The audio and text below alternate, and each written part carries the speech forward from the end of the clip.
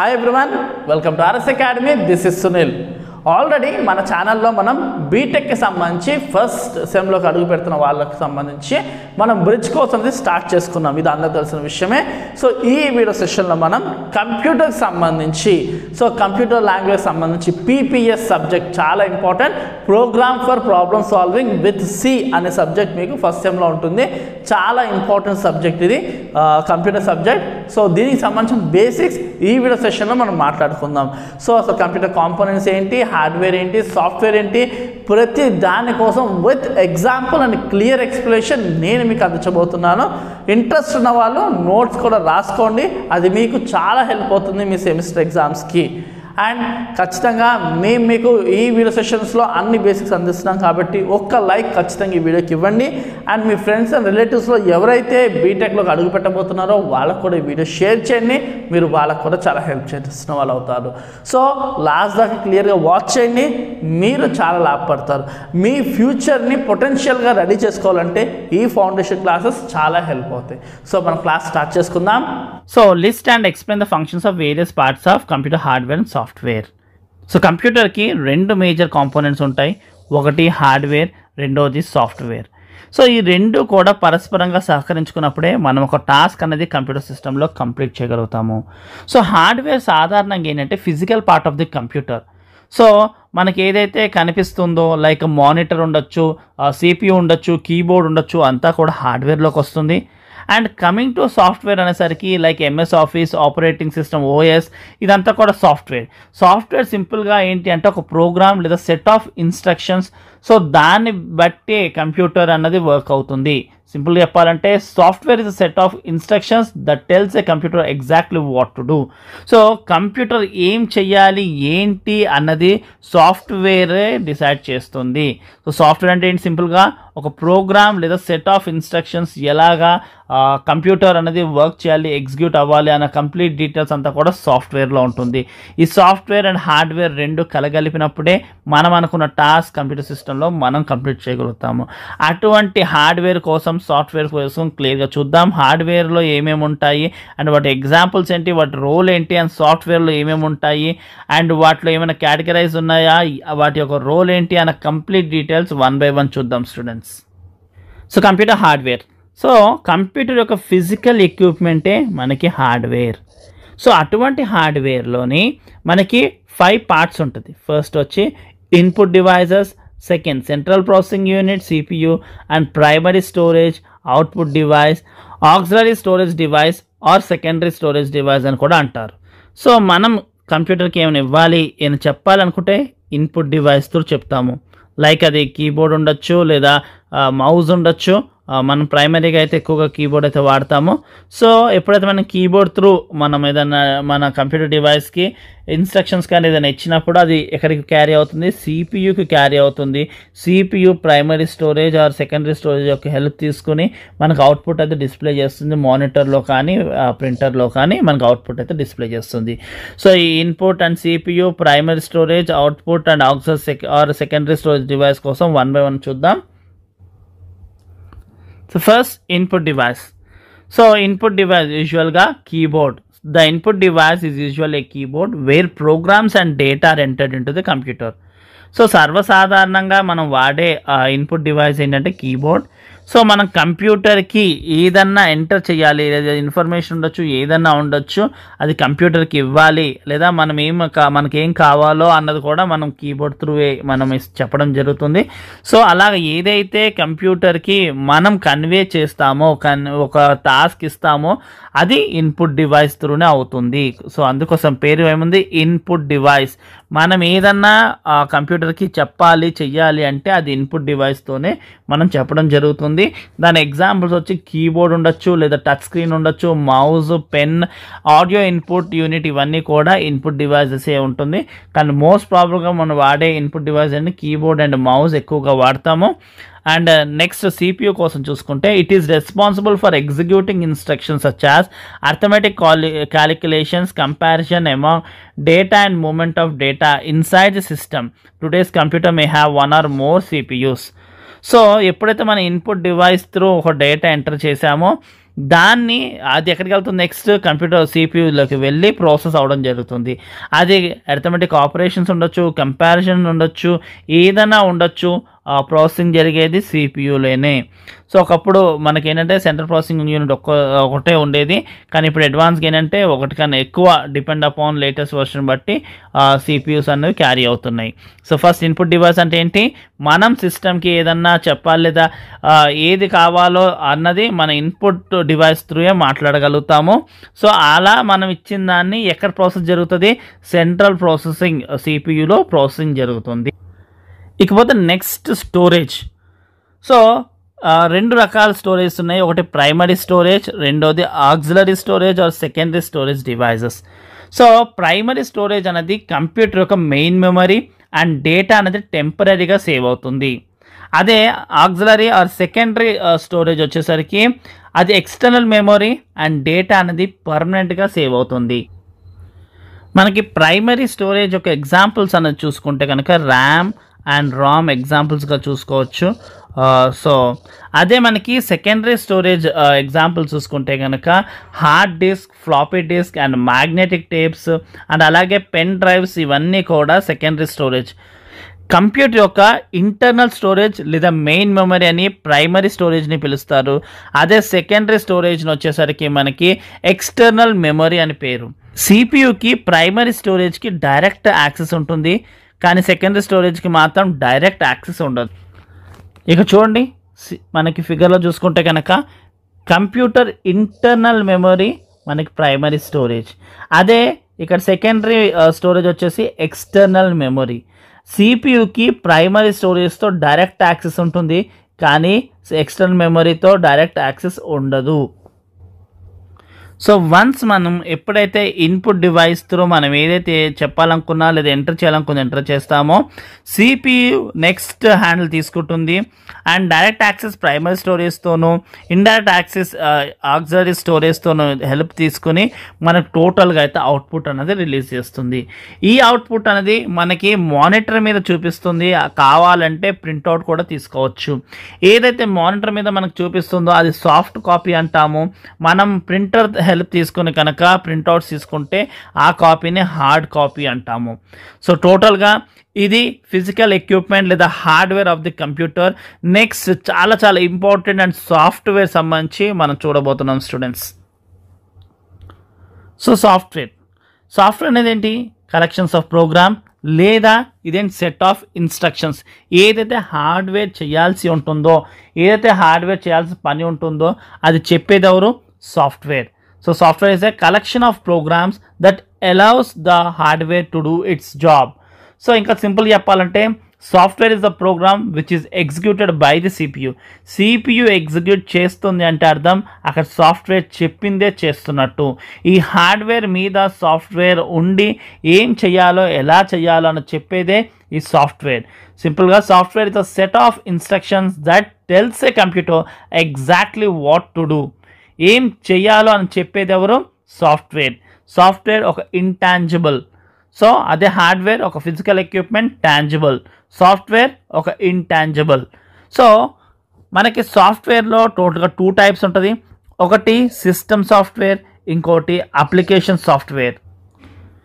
So system software అన్నది ఏంటంటే ఈ సాఫ్ట్వేర్ అంతా కూడా సిస్టమ్ రిసోర్సెస్ని మేనేజ్ చేయడానికి హెల్ప్ అయ్యే సాఫ్ట్వేర్ సిస్టమ్ సాఫ్ట్వేర్. అదే అప్లికేషన్ సాఫ్ట్వేర్ వచ్చేసి మనకి ఏదైనా పర్సనల్గా లేదా మనకి పర్సనల్గా ఏదైనా టాస్క్ కంప్లీట్ చేయాలంటే depend upon our personal task బట్టి ప్రిపేర్ చేయబడింది అప్లికేషన్ సాఫ్ట్వేర్. ఒక కంప్యూటర్ అన్నది అప్లికేషన్ సాఫ్ట్వేర్ లేకపోయినా రన్ అవుతుంది, కానీ అదే కనుక సిస్టమ్ సాఫ్ట్వేర్ లేకపోతే కంప్యూటర్ రన్ అవ్వదు. సో మీకు క్లియర్గా అర్థమైంది అనుకుంటున్నాను. సో కంప్యూటర్ రన్ అవ్వాలంటే కంపల్సరీ సిస్టమ్ సాఫ్ట్వేర్ కావాలి. మనకి అనుగుణంగా లేదా మనకి కావాల్సినట్టుగా కస్టమైజ్డ్గా మన టాస్క్ కంప్లీట్ చేయాలంటే అప్లికేషన్ సాఫ్ట్వేర్ కావాలి. కానీ ఖచ్చితంగా కంప్యూటర్ బేసిక్గా రన్ అవ్వాలి అంటే ఖచ్చితంగా కావాల్సింది సిస్టమ్ సాఫ్ట్వేర్. సో సింపుల్గా మీకు అర్థం కావడం చెప్పాలంటే ఒక బైక్ని తీసుకోండి. ఫర్ ఎగ్జాంపుల్ ఆ బైక్లో ఇంజిన్ కానీ లేదా ఆ బైక్లో బ్రేక్స్, క్లచ్, యాక్సలరేటర్ ఇవన్నీ కూడా బైక్ నడవాలంటే ఖచ్చితంగా కావాలి. కొంతమంది ఏం చేస్తారంటే బైక్ని కొంత కస్టమైజ్ చేస్తారు, అంటే వాళ్ళకి అనుగుణంగా హార్న్ మారుస్తారు, కొన్ని లైట్స్ పెట్టించుకుంటారు. ఇలాగ యాడ్ ఆన్ అన్నీ కూడా అప్లికేషన్ సాఫ్ట్వేర్ అంటారు. సో బైక్ ఖచ్చితంగా రన్ అవడానికి కావాల్సిన ఇంజన్ కానీ క్లచ్ బ్రేక్ ఇవన్నీ కూడా సిస్టమ్ సాఫ్ట్వేర్. అవి లేకపోతే బైక్ స్టార్ట్ అవ్వదు. పెట్రోల్ ఉండొచ్చు, ఇంజన్ ఉండొచ్చు, లేదా క్లచ్, యాక్సలరేటరు, ఇలాంటి బ్రేక్ ఇవన్నీ కూడా మినిమం నెసెసిటీ కదా. ఇవి ఖచ్చితంగా కావాలి బైక్ స్టార్ట్ అవి ముందుకు వెళ్ళాలంటే. అదే సిస్టమ్ సాఫ్ట్వేర్. అదే అప్లికేషన్ సాఫ్ట్వేర్ వచ్చేసరికి అలా కాదు. ఇదేంటంటే మన కస్టమైజ్, ఒక్కొక్కరికి వాళ్ళ డిమాండ్ తగ్గట్టుగా బైక్స్లో కొన్ని చేంజెస్ చేస్తారు. సో ఆ చేంజెస్ ఏంటంటే వాళ్ళ హార్న్ ఉండొచ్చు, లేదా లైట్స్ ఉండొచ్చు, ఇలాగా, లేదా బైక్ ఒక కలర్ ఉండొచ్చు, ఇలాంటి చేంజెస్ చేసుకుంటారు కదా. ఇవి కస్టమైజ్ చేంజెస్ కదా. అలాంటివన్నీ కూడా అప్లికేషన్ సాఫ్ట్వేర్లోకి వస్తాయి స్టూడెంట్స్. సో మొత్తంగా చూసుకుంటే సిస్టమ్ సాఫ్ట్వేర్లో మొత్తం 3 టైప్స్ ఆఫ్ సాఫ్ట్వేర్స్ ఉన్నాయి. మళ్ళీ ఒకటి OS, operating system, next system support, next system development. ఇక్కడ 3 చూడండి, system based on, computer system based ఆనే ఉంటుంది. So OS, operating system, system support, ఇంకా సిస్టమ్ డెవలప్మెంట్ సంబంధించి. ఇకపోతే అప్లికేషన్ సాఫ్ట్వేర్లో జనరల్ పర్పస్ ఉంటుంది అండ్ అప్లికేషన్ స్పెసిఫిక్గా ఉంటుంది. సో ఇవేంటో 1 by 1 వీటి యొక్క ఎగ్జాంపుల్స్ అండ్ వీటి యొక్క రోల్, ఫంక్షన్స్ అనేది మనం చూద్దాం స్టూడెంట్స్. సో ఇక్కడ చూసుకుంటే system software. System software consists of programs that manage the hardware resources of a computer and perform required information processing tasks. So hardware అంటే పర్టికులర్గా CPU చేయాల్సిన ఏదైతే టాస్క్ ఉంటుందో, సో ఆ రిసోర్స్ అంతా కూడా సిస్టమ్ సాఫ్ట్వేర్ అందిస్తుంది. అందులో ఫస్ట్ది అంటే కంప్యూటర్ రన్ అవ్వడానికి కావాల్సిన బేసిక్ సాఫ్ట్వేర్ వచ్చేసి ఆపరేటింగ్ సిస్టమ్ సాఫ్ట్వేర్, ఓఎస్ అని కూడా అంటారు రెగ్యులర్గా మనకి. So it provides services. So operating system software సంబంధించి చూడండి, it provide services such as user interface, files and data base access and interfaces to communication systems such as internet protocols. The primary purpose of this software is to keep the system operating in an efficient manner while allowing the user access to the system. So OS, ఈ operating system software ఏం చేస్తుందంటే మనకి user interface లాగా act చేస్తుంది. అంటే user అంటే ఎవరు? మనమే, హ్యూమన్స్.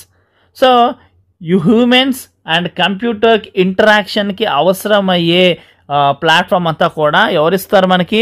ఆపరేటింగ్ సిస్టమ్ సాఫ్ట్వేర్ ఇస్తుంది.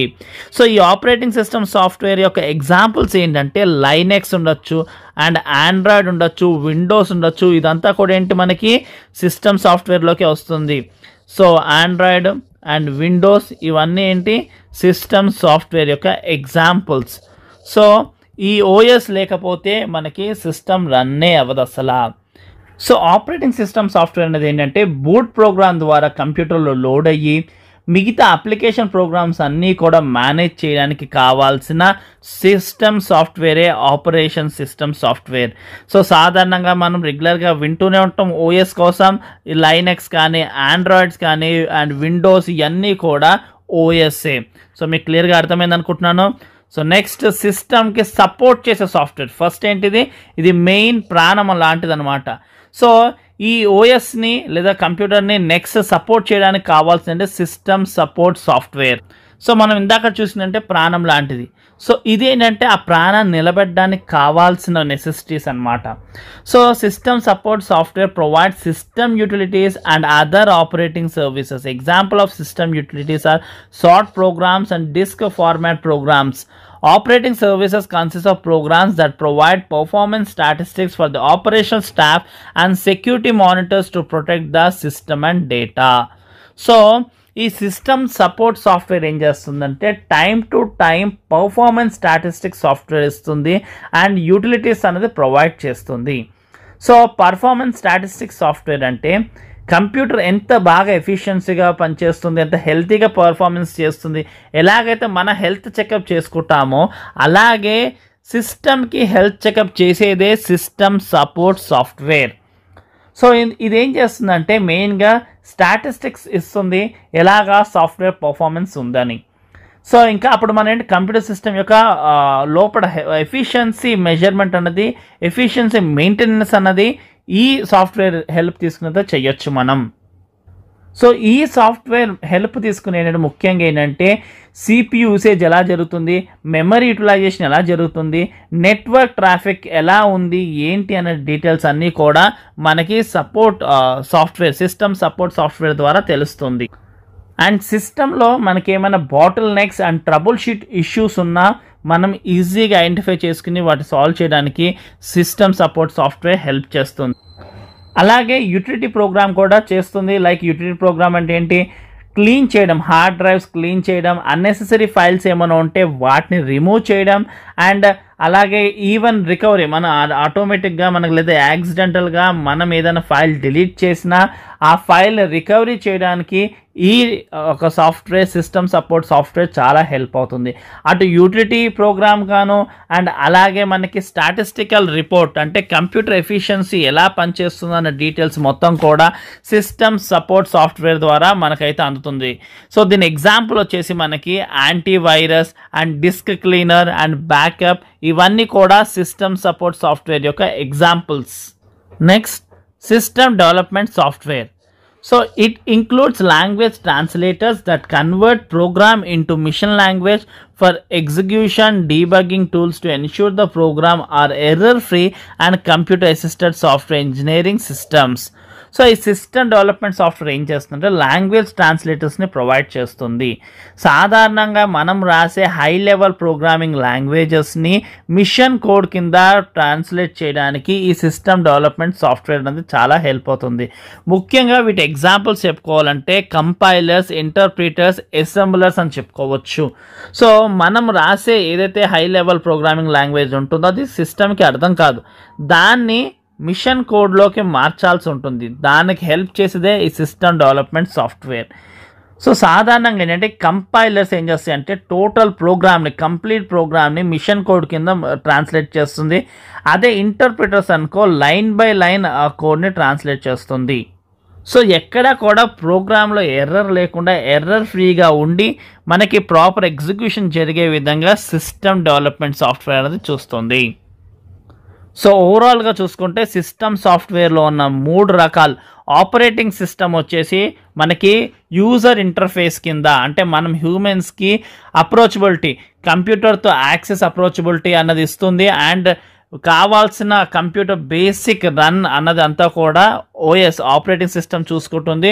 దీని ఎగ్జాంపుల్స్ వచ్చేసి లైనెక్స్, ఆండ్రాయిడ్, విండోస్. అదే ఇకపోతే సిస్టమ్ సాఫ్ట్వేర్ వచ్చేసి ఏంటంటే మనకి యూటిలిటీస్ని అండ్ స్టాటిస్టికల్ కంప్యూటర్ ఎఫిషియన్సీ రిపోర్ట్ని సిస్టమ్ సపోర్ట్ ఇస్తుంది. అండ్ దీని ఎగ్జాంపుల్ వచ్చేసి మనకి antivirus, disk cleaner and backup ఇవన్నీ కూడా సిస్టమ్ సపోర్ట్ సాఫ్ట్వేర్ యొక్క ఎగ్జాంపుల్స్గా చెప్పుకోవచ్చు. ఇకపోతే సిస్టమ్ డెవలప్మెంట్ వచ్చేసి మనకి ట్రాన్స్లేటర్ కింద మనం రాసే మిషన్ లాంగ్వేజ్ మనం రాయము, హై లెవెల్ ప్రోగ్రామింగ్ లాంగ్వేజ్ని మిషన్ లాంగ్వేజ్ కన్వర్ట్ చేసి అది ఇచ్చే అవుట్పుట్ మిషన్ లాంగ్వేజ్లో ఉంటుంది కదా, దాన్ని రిటర్న్ మళ్ళీ మనకి ట్రాన్స్లేట్ చేయడానికి హెల్ప్ చేసేదే సిస్టమ్ డెవలప్మెంట్ సాఫ్ట్వేర్. దీని ఎగ్జాంపుల్స్ వచ్చేసరికి compiler, interpreter and assembler. So దీంతో సిస్టమ్ సాఫ్ట్వేర్ కాన్సెప్ట్ కంప్లీట్ అయింది. నెక్స్ట్ మనకి అప్లికేషన్ సాఫ్ట్వేర్ యొక్క కాన్సెప్ట్ చూసుకుందాం. సో ఇకపోతే application software. It is a directly responsible for helping users to solve their problems. Application software is broken into 2 classes: general purpose software and application specific software. So మనకి రెగ్యులర్గా చూసుకుంటే షాప్స్లో readymade shirts దొరుకుతాయి కదా, so ఆ readymade shirts లాంటిదే general purpose software. So అలా కాదు, మనకి తగ్గట్టుగా మన మెజర్మెంట్స్తో మనం పర్సనల్గా స్టిచ్ చేయించుకుంటాం చూడండి, అది స్పెసిఫిక్ సాఫ్ట్వేర్ లాంటిది. So on huge large scale బట్టి ఏం చేస్తారు, ఒక ఎల్ సైజు, ఎక్సెల్ సైజ్ బట్టి బేస్ చేసుకుని షర్ట్స్ అన్నీ కూడా ఒక లాట్లో స్టిచ్ చేయించేసి రెడీమేడ్ షాప్లో అన్నది వాళ్ళు ప్రొవైడ్ చేస్తారు. సో అదేవిధంగా సాఫ్ట్వేర్లో కూడా లైక్ వర్డ్ ప్రాసెసర్ ఉండొచ్చు, డేటాబేస్ మేనేజ్మెంట్ సిస్టమ్ ఉండొచ్చు, and computer aided design systems ఉండొచ్చు. ఇలాంటివన్నీ కూడా ఏంటంటే లార్జ్ పర్పస్గా, అంటే ఒక లార్జ్ సెక్టార్ని టార్గెట్ చేసుకుని తయారు చేయబడిన సాఫ్ట్వేర్ అది. సో ఎక్కువ హ్యూజ్ సర్వీసెస్ని ప్రొవైడ్ చేసే విధంగా లైక్ స్ప్రెడ్ షీట్ ఉండొచ్చు, వర్డ్ ప్రాసెస్ ఉండొచ్చు, మల్టీమీడియాకి సంబంధించిన సాఫ్ట్వేర్ ఉండొచ్చు, and DBMS database management system ఉండొచ్చు. ఇదేంటంటే వీళ్ళ టార్గెట్ లార్జ్ స్కేల్లో వీళ్ళ యొక్క కస్టమర్స్ని టార్గెట్ చేస్తూ సాఫ్ట్వేర్ని రెడీ చేయడమే. అదే మనకి స్పెసిఫిక్ సాఫ్ట్వేర్ అంటే ఏంటంటే వాళ్ళ కోసమే, లేదా మీకు ఎలా చెప్పాలి, ఒక పర్టికులర్ స్కూల్ కోసమో లేకపోతే ఒక పర్టికులర్ గవర్నమెంట్ డిపార్ట్మెంట్ కోసమో ఒక సాఫ్ట్వేర్ రెడీ చేశారు వాళ్ళకి అనుగుణంగా ఉండే విధంగా. సో ఫర్ ఎగ్జాంపుల్ ఒక హాస్పిటల్ తీసుకుందాము, వాళ్ళకి ఏం కావాలి, కేర్ షీట్స్ కావాలి, ట్రీట్మెంట్ ఎలా చేసామో కావాలి, అది వాళ్ళు ఆడియో చెప్తా ఉంటే నోట్ చేసుకునే విధంగా వాళ్ళకు అనుగుణంగా కస్టమైజ్డ్గా పర్సనల్గా రెడీ చేసేదాన్ని అప్లికేషన్ స్పెసిఫిక్ సాఫ్ట్వేర్ అంటారు. సో ఏ కంపెనీకి తగ్గట్టుగా ఆ కంపెనీ ఆడిట్ చేసుకునే విధంగా పర్సనల్ వాళ్ళ ఆడిటింగ్ లెడ్జర్ సిస్టమ్ని రెడీ చేసుకుంటారు. సో అటువంటి విధానాన్ని మనం ఏమంటాం, స్పెసిఫిక్ సాఫ్ట్వేర్. అదే హ్యూజ్ ఆడియన్స్ని లేదా హ్యూజ్ కస్టమర్స్ని టార్గెట్ చేస్తూ రెడీ చేసేదాన్ని ఏమంటాం, general purpose software. So students మీకు క్లియర్గా అర్థమైంది అనుకుంటున్నాను. జనరల్ పర్పస్ ఎటువంటి స్పెసిఫిక్గా టార్గెటెడ్గా కాకుండా హ్యూజ్ స్కేల్లో రెడీ చేసేదాన్ని మనకు చాలా తెలుసు కదా, స్ప్రెడ్షీట్ ఉండొచ్చు, వర్డ్ ప్రాసెస్ ఉండొచ్చు, మల్టీమీడియా సాఫ్ట్వేర్ ఉండొచ్చు, డేటాబేస్, ఇవన్నీ కూడా జనరల్ పర్పస్. అలా కాకుండా మన కంపెనీ కోసమే లేదా పర్సనల్గా మీ కంపెనీ కోసం లేదా పర్సనల్గా ఇండివిజువల్గా మీకు కావాల్సినట్టుగా రెడీ చేయించుకునే సాఫ్ట్వేర్ని అప్లికేషన్ స్పెసిఫిక్ సాఫ్ట్వేర్ అంటారు. దీని ఎగ్జాంపుల్స్ వచ్చేసి ఏ కంపెనీకి తగ్గట్టుగా ఆ కంపెనీ అకౌంట్ లెడ్జర్ ఉండొచ్చు, వాళ్ళ యొక్క కస్టమర్ రికార్డ్ మెయింటెనెన్స్ ఉండొచ్చు. సో వాళ్ళకు అనుగుణంగా తయారయ్యే సాఫ్ట్వేర్స్, పర్సనలైజ్డ్ సాఫ్ట్వేర్స్ అని కూడా చెప్పచ్చు. సో టోటల్గా ఇది total hardware and software concept students. So software సంబంధించి రెండు categories, system software and application software. System సాఫ్ట్వేర్లో త్రీ టైప్స్ ఉంటాయి మనకి. అందులో ఆపరేటింగ్ సిస్టమ్ వచ్చేసి మనకి బేసిక్ సాఫ్ట్వేర్ కంప్యూటర్ రన్ అవడానికి and to manage all the resource of computer సంబంధించి, అండ్ ఇది ఎలా యాక్ట్ చేస్తుంది, యూజర్ ఇంటర్ఫేస్ కింద యాక్ట్ చేస్తుంది. అండ్ దీని ఎగ్జాంపుల్స్ వచ్చేసి మనకి లైనెక్స్, ఆండ్రాయిడ్, విండోస్. అదే సిస్టమ్ సాఫ్ట్వేర్ వచ్చేసి మనకి యూటిలిటీస్ ప్రొవైడ్ చేస్తుంది అండ్ అలాగే statistical report, efficiency of system మనం అర్థం చేసుకోవడానికి ఇది ప్రొవైడ్ చేస్తుంది ఇన్ఫర్మేషన్. దీని ఎగ్జాంపుల్స్ వచ్చేసరికి మనకి బ్యాకప్, డిస్క్ క్లీనర్, యాంటీవైరస్, ఇవన్నీ కూడా మనకి సిస్టమ్ సపోర్ట్ సాఫ్ట్వేర్లోకి వస్తుంది. అండ్ సిస్టమ్ డెవలప్మెంట్ వచ్చేసరికి మనకి translators, language translators like examples compilers, interpreters and assemblers. మనం రాసే హై లెవెల్ లాంగ్వేజ్ని మిషన్ లాంగ్వేజ్లో కన్వర్ట్ చేయడానికి అండ్ అలాగే మిషన్ లాంగ్వేజ్ రిటర్న్ అవుట్పుట్ని రిటర్న్ ట్రాన్స్లేట్ చేయడానికి కావాల్సిందే ఈ సిస్టమ్ డెవలప్మెంట్. ఇకపోతే అప్లికేషన్ సాఫ్ట్వేర్ వచ్చేసి ఒక హ్యూజ్ టార్గెటెడ్గా ఆడియన్స్గా తయారు చేసే సాఫ్ట్వేర్ అనేది జనరల్ పర్పస్ సాఫ్ట్వేర్. అలా కాకుండా స్పెసిఫికల్లీ ఇండివిజువల్ యొక్క ఇంట్రెస్ట్ బట్టి, నెసెసిటీ బట్టి తయారు చేసేది, ఒక పర్టికులర్ కంపెనీకి లేదా పర్టికులర్ ఇండివిజువల్కి, ఒక పర్టికులర్ సెక్టార్కి, డిపార్ట్మెంట్కి కావాల్సింది రెడీ చేసేది అప్లికేషన్ స్పెసిఫిక్ సాఫ్ట్వేర్. ఇది పర్సనలైజ్డ్ సాఫ్ట్వేర్. దీని ఎగ్జాంపుల్స్ వచ్చేసరికి database management system and spreadsheet and multimedia software and word processor. అదే హార్డ్వేర్ సంబంధించి చూసుకుంటే కనుక input device, central processing unit and primary storage, secondary storage and output device. So input device through మనం communicate చేస్తాం, మనం చెప్పిన దాన్ని ప్రాసెస్ చేసేది సిపియు హెల్ప్ తీసుకునేది ప్రైమరీ స్టోరేజ్, ఇది ఇంటర్నల్ మెమరీ అని కూడా అంటారు. అండ్ సెకండరీ స్టోరేజ్ కూడా ఇది హెల్ప్ తీసుకుంటుంది, ఇది external memory. The primary storage వచ్చేసరికి మనకి temporary storage and secondary storage వచ్చేసరికి మనకి పర్మనెంట్ స్టోరేజ్ ఇది. అండ్ డైరెక్ట్ యాక్సెస్ సిపియుకి ప్రైమరీ స్టోరేజ్తో ఉంటుంది, ఇండైరెక్ట్ యాక్సెస్ అన్నది సెకండరీ స్టోరేజ్తో ఉంటుంది. ఇకపోతే ఆ తర్వాత ప్రాసెస్ వచ్చిన అవుట్పుట్ని మనకి అవుట్పుట్ డివైస్లో కనిపిస్తుంది, లైక్ మానిటర్ ఉండొచ్చు, ప్రింటర్ ఉండొచ్చు. సో మానిటర్లో కనిపించే ఏదైతే ఉందో అవుట్పుట్, దాన్ని సాఫ్ట్ కాపీ అంటారు. ప్రింటర్లో మనం ప్రింట్అవుట్ తీసుకునే దాన్ని హార్డ్ కాపీ అంటారు స్టూడెంట్స్. సో ఇది కంప్లీట్గా కంప్యూటర్ యొక్క components, hardware and software. So మీకు మొత్తం క్లారిటీ వచ్చింది అనుకుంటున్నాను. అండ్ ఖచ్చితంగా నెక్స్ట్ క్లాసెస్ కోసం మన ఛానల్ సబ్స్క్రైబ్ చేసుకోండి.